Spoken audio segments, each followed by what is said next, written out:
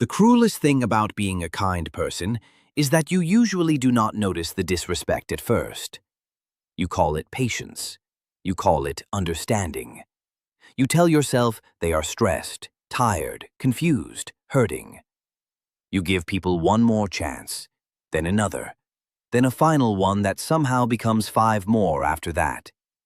And by the time you finally see what has been happening, something inside you is already exhausted. What makes this lesson so painful is not that bad people exist. Most of us know that.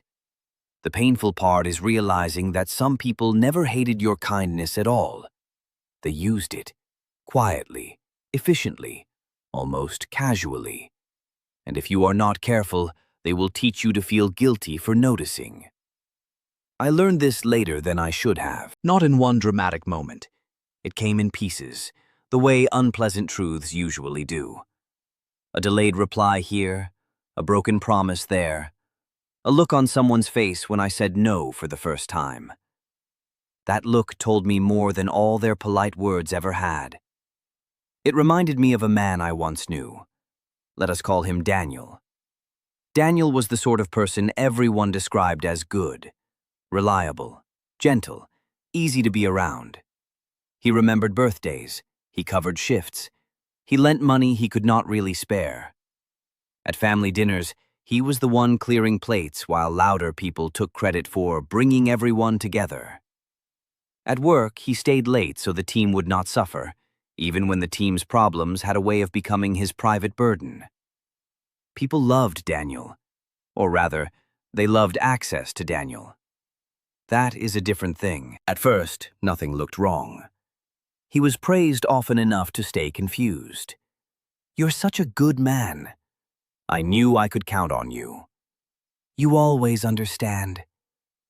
Those sentences sounded warm on the surface, but watch closely and you begin to hear the hidden part. You always understand, so I do not have to change. I knew I could count on you, so I never had to become dependable myself.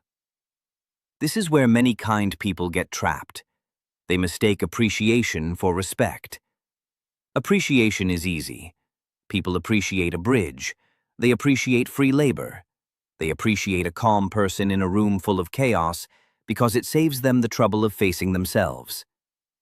Respect is harder. Respect shows up when your kindness is no longer convenient. Respect shows up when you set a limit. Respect shows up when you disappoint someone by refusing to abandon yourself for their comfort. Daniel did not know this yet. He thought love and usefulness were close cousins. Many people do. If you were praised as the responsible one when you were young, if you learned early that being easy to manage kept the peace, you may know exactly what I mean. Some children discover that the fastest way to receive approval is to ask for less, feel less, need less. They grow up polished on the outside and quietly hungry on the inside. And the world claps for this, at least in the beginning. Daniel had a brother who only called when he needed help moving, borrowing, fixing, covering, explaining. He had a manager who said things like, "I hate to ask, but you're the only one I trust with this," which sounds noble until you realize it is the same sentence every Friday evening. He had a partner once who called him selfish the first time he tried to protect one quiet evening for himself. That word stayed with him. Selfish. Strange, is it not, how quickly some people reach for that word when your kindness develops a spine. He carried it around for months, maybe longer. That is what guilt does. It does not knock the door down. It slips in and rearranges the furniture while you are asleep. Soon, you are walking through your own mind, bumping into thoughts that were never yours to begin with. So Daniel kept giving. He gave time when he was tired, attention when he was drained, money when he was anxious, reassurance when he needed reassurance himself. He told himself that goodness required sacrifice, and sacrifice to him began to look suspiciously like self-erasure. But here is the part most people miss. Kindness is not the same thing as availability. A generous heart does not owe the world permanent open access. There is a difference between being compassionate and being easy to consume. The trouble is that kind people often do not feel the line when it is being crossed. They only feel the aftermath, the headache, the resentment, the little dread before opening a message from someone who always needs one more thing. The tightness in the chest when the phone rings late at night. The odd bitterness after doing something nice. That bitterness matters. It is not proof that you are becoming cruel. It is often proof that you have been ignoring your own boundaries for so long that your mind has started sending smoke before the fire becomes visible. Daniel noticed that bitterness one winter evening. He was sitting in his car outside his apartment, engine off, hands still on the steering wheel. He had just spent the whole day solving problems that were not his. He had missed lunch, missed the gym, missed the quiet hour he had promised himself. And now he was staring at a message from his brother, asking if he could come across town to help with something real quick. Real quick. 2 small words. Amazing how much theft can hide inside them. Daniel looked at the message and did nothing. For the first time, he did not answer immediately. He just sat there in the dark with the dashboard light on his face and a plastic grocery bag rolling softly on the passenger seat every time he exhaled. And in that silence, a deeply inconvenient thought arrived. If I am so loved, why do I feel so alone? That question changed him. Not overnight. Real change is rarely that theatrical. But once a person asks the right question, their old life starts to become difficult to perform. He began noticing patterns. Who only appeared in need, who became cold when he hesitated, who used praise as a leash, who acted offended when he asked for basic reciprocity. It was almost embarrassing, the way a room looks once someone finally opens the curtains. One friend was warm when Daniel listened, absent when Daniel spoke. Another relative called him family right before making requests and vanished right after receiving help. At work, the manager who trusted him so much did not reward his effort with respect or growth. Only more effort. This happens everywhere. In families, friendships, relationships, offices, social circles. There are people who do not see kindness as a quality to honor. They see it as a resource to manage. If you are soft-spoken, they assume you will absorb more. If you are patient, they assume you can wait indefinitely. If you are forgiving, they assume consequences do not apply to them. And then one day, when you finally stop making it easy, they act shocked. Not because you changed, because the arrangement changed. That distinction matters. Many viewers will understand this at once because they have lived it without naming it. They know the strange loneliness of being the good one, the one everyone praises and few protect, the one others rely on and rarely ask about, the one who can be trusted with secrets, favors, emergencies, late-night calls, but somehow cannot trust the same people with a simple no. There is psychology behind this, though it is simpler than it sounds. Human beings repeat what works. If a person learns that guilt works on you, they will use guilt. If they learn that silence makes you chase, they will go silent. If they learn that last-minute pressure makes you abandon your own plans, they will continue arriving at the 11th hour with urgent needs and innocent faces. Not always out of malice, to be fair. Some people are not plotting in dark rooms. They are simply undisciplined, entitled, emotionally immature, or accustomed to others cleaning up after them. That does not make the pattern harmless. A fire does not become safe because it did not intend to burn the house. Daniel slowly understood something he wished he had learned 10 years earlier. Your kindness trains people how to treat you. Not by your intentions, by your boundaries. If you smile while swallowing disrespect, you do not teach people that you are noble. You teach them that the price of mistreating you is low. If you always rescue others from the consequences of their choices, you do not become loving in their eyes. Very often, you become useful, and usefulness, when mixed with guilt, can become a cage with velvet curtains.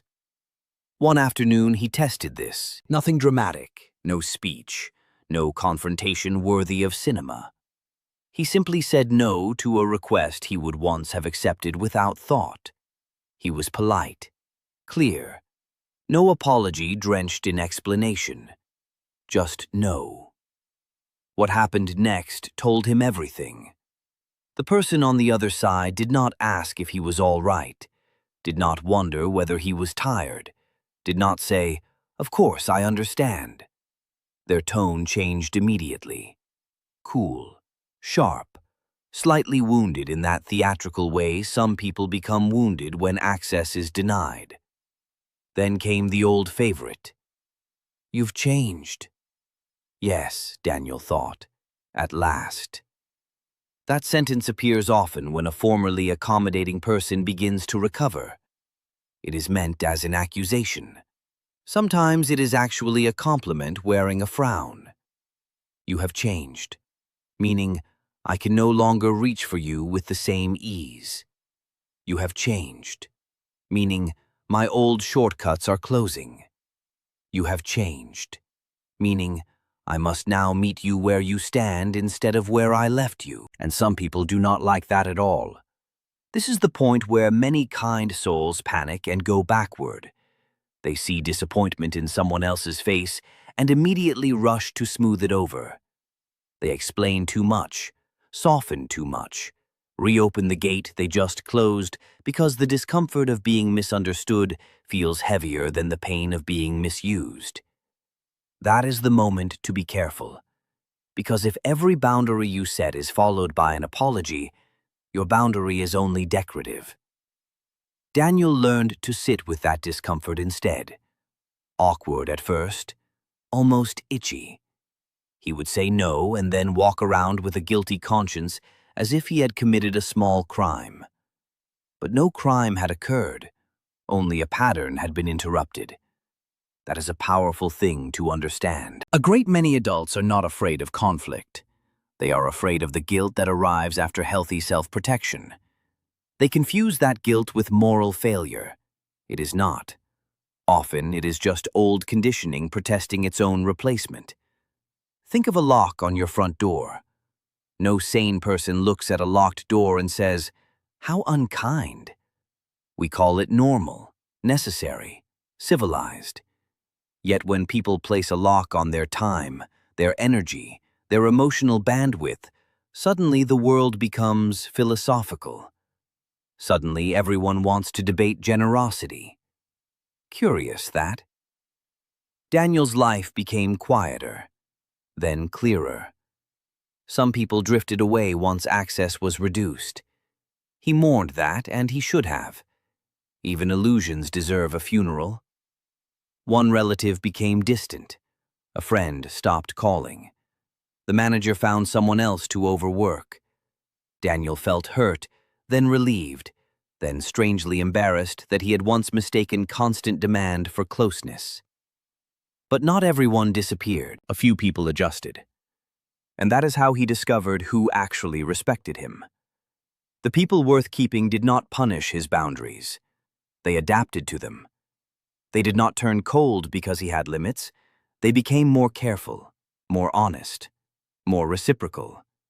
They could hear no without hearing rejection. That is maturity. You learn a lot about love when you stop over-providing.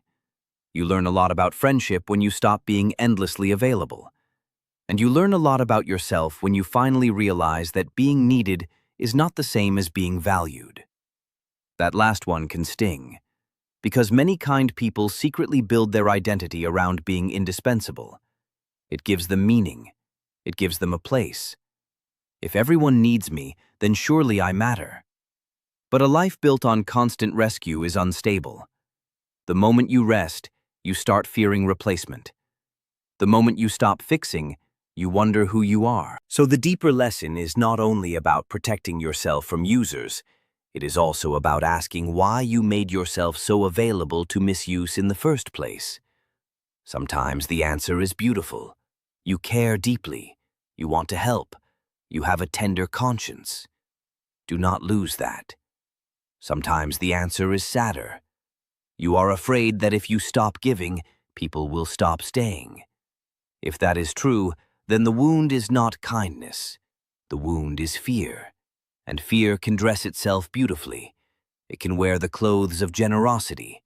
It can speak in a humble voice. It can volunteer early and leave late. But underneath it, there is still a trembling bargain. I will make myself easy to love if no one asks too closely what it is costing me. No person can live like that for long without becoming quietly resentful. That resentment does not mean you are bad. It means some part of you is tired of being abandoned by you. Read that again in your heart, if nowhere else. Some part of you may be tired of being abandoned by you. The cure is not hardness. Let us be clear about that. The answer is not becoming cold, suspicious, cynical, or proud of how little you feel. There is nothing noble about turning your heart into stone because someone once treated it like public property. The better answer is cleaner than that. Keep the kindness. Remove the permission. Stay warm. Become discerning. You can be gracious and still say, "That will not work for me." You can care and still refuse to carry what is not yours. You can forgive and still remember. You can love and still leave the door closed. A gentleman, after all, is not defined by how much nonsense he tolerates. He is defined by the quiet dignity with which he refuses it. That is what Daniel finally learned. Kindness without self-respect invites the wrong audience. Boundaries do not ruin good relationships, they reveal bad ones. And the people who truly value your heart will never require you to injure it to prove that it is real. So if lately you have been feeling strangely bitter after doing nice things, pay attention. If your generosity is making you feel small, studied, or drained, pay attention. If every act of care comes with a shadow of obligation, pay attention. Something may be asking to be named. Perhaps the lesson is not that you were too kind. Perhaps the lesson is that you were kind to everyone except yourself. And that, my dear friend, is a debt worth settling. Tell me honestly, have you ever realized too late that someone did not love your kindness, only your convenience?